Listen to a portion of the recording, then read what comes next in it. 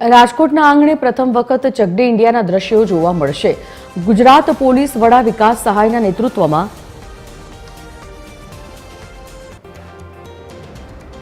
અને ગુજરાત પોલીસ તંત્રના યજમાન પદે 21 વર્ષ બાદ ફરી 74મી ઓલ ઇન્ડિયા પોલીસ હોકી ચેમ્પિયનશિપનું આયોજન કરવામાં આવ્યું છે, જેમાં દેશભરમાંથી અલગ અલગ રાજ્યોની 35થી વધુ પુરુષ અને મહિલા ટીમો આ ટુર્નામેન્ટમાં ભાગ લેશે, જેમાં પેરામિલિટરી ફોર્સનો પણ સમાવેશ થાય છે।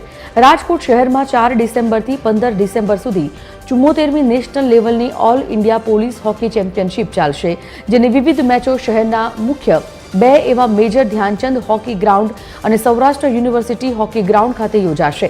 આ માટે ડીજીપીની અધ્યક્ષતામાં અલગ અલગ 10 કમિટીની રચના કરવામાં આવી છે। 15 ડિસેમ્બરના રોજ ક્લોઝિંગ સેરેમની સાંજે 4 કલાકે યોજવામાં આવશે, જેમાં નાયબ મુખ્યમંત્રી હર્ષ સંઘવી તેમજ રાજ્યના પોલીસ વડા વિકાસ સહાય પણ ઉપસ્થિત રહેશે। સંવાદદાતા રવિ મોટવાણી ફોનલાઈન પર જોડાઈ ગયા છે। રવિ, શું વિગત?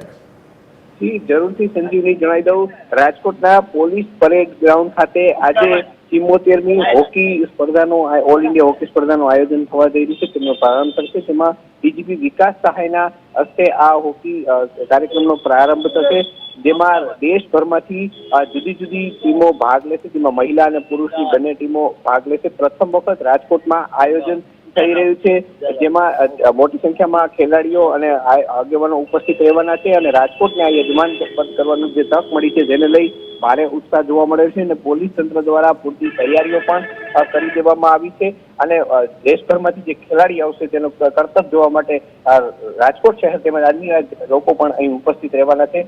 જી સંજીવની, જાણકારી બદલ ધન્યવાદ રવિ।